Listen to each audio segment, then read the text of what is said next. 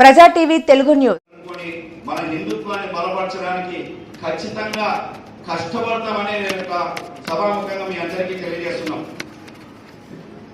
ఈరోజు గౌరవపరంగా పేరు కోసమో లేకుంటే నేను ఒక అధికారం కోసమో ఈ కార్యక్రమాన్ని చేయట్లేదు.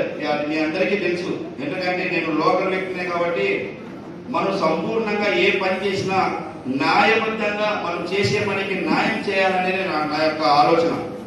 ఎందుకంటే నాకు పేరు కావాలనుకుంటే ఇక్కడ ఉన్నటువంటి ఒక గుత్తి మండలం అనేది ఒక మండలం పరిధిలోనే ఒక ఉత్సవ కమిటీ అనేది ఒక మతపరంగానే నాకు ఒక అధ్యక్షుల పదం అనేది నేను ఇప్పుడు ఉండేటువంటి నా అర్హతకు మించిన పోస్ట్ అయితే కాలేదు. ఎందుకంటే నేను ఒక Ushodaya health care service company అని రాష్ట్రంలో 20,000 మంది పైన కుటుంబాలకి హాస్పిటల్లో వాళ్ళకి జరుగుతున్నటువంటి చికిత్సకి ఆర్థికంగా 25% నుంచి 50% వరకు 20,000 కుటుంబాల పైగా వాళ్ళకి ఆర్థికంగా ఖర్చు తగ్గించే సర్వీస్ చేసినాను.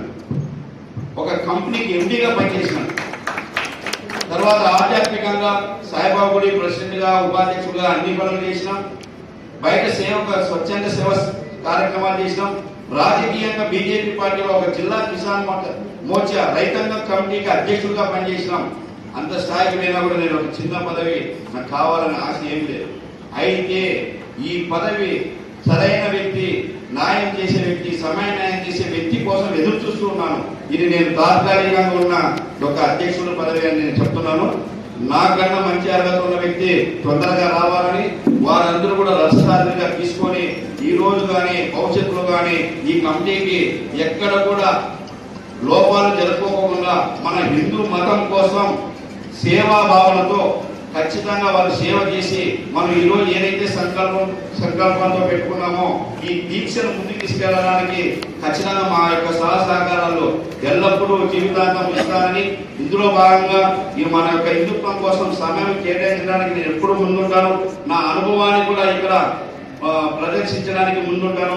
ఆర్థికంగా కూడా నేను ఈ యొక్క సంస్థను ముందుకు తీసుకెళ్ళడానికి ఆర్థికంగా కూడా నేను సపోర్ట్ చేయడానికి ఎల్లప్పుడూ ముందుకుంటానని సభాముఖంగా తెలియజేసుకుంటూ, రాజకీయ నాయకులు మన యొక్క మతానికి చేస్తున్నటువంటి అన్యాయాన్ని చేయకోకుండా మనకి న్యాయం చేసే విధంగా మనం అందరం కూడా న్యాయ పోరాటంలో విజయవంతం సాధించవచ్చని నేను సభాముఖంగా తెలియజేస్తున్నాను. కాబట్టి ప్రతి ఒక్కరు కూడా మేము రథసారిగానే ఉండాలనుకోకుండా మనం హాయిగా రథంలో పడుకుంటే మనల్ని తీసుకెళ్లే ప్రయాణం రథసారిని మంచోడ ఎంపేసాలని మీరు అందరూ కూడా మనస్ఫూర్తిగా ఆనందంగా ఈ ప్రయాణంలో కూడా మీరు అందరూ ముందుకు రావాలని కోరుకుంటూ, అలాగే ఇప్పుడు మన యొక్క ఇక్కడికి వచ్చేసినటువంటి అన్ని సామాజిక సంఘ అధ్యక్షులు వచ్చినారు. వారందరికీ కూడా స్టేజ్ పైన మన యొక్క అభినందనలతో వాళ్ళందరికీ కూడా సన్మాన కార్యక్రమం ఉంటుంది, అనంతరం భోజన కార్యక్రమం ఉంటుంది. కాబట్టి ఇప్పుడు రాబోయే వినాయక చవితి ఉత్సవం గురించి కూడా మాట్లాడుకొని ప్రతి ఒక్క వార్డులో ఉత్సవ కమిటీని ముందుకు తీసుకెళ్లడానికి, తర్వాత ఈ వినాయక ఉత్సవంలో జరుగుతున్నటువంటి మన సమస్యల్ని పరిష్కరించుకోవడానికి మనం అందరం కూడా ఐకమత్యంతో ముందుకు వెళ్దాం. ఇప్పుడు మన పెద్దలు చెప్పినట్టుగా కృష్ణాష్టమి ప్రోగ్రాం అన్నాడు ఉంటుంది.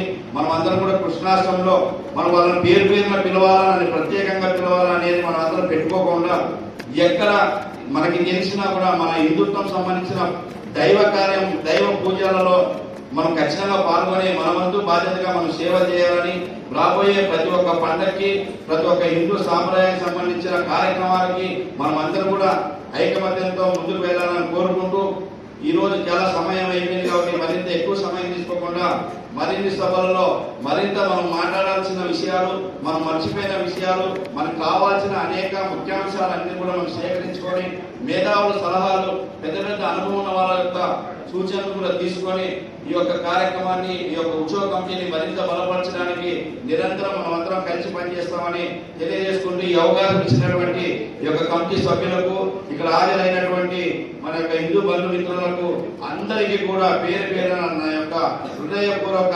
నమస్కారాలతో ధన్యవాదాలు తెలియజేసుకుంటున్నాను. జై హింద్.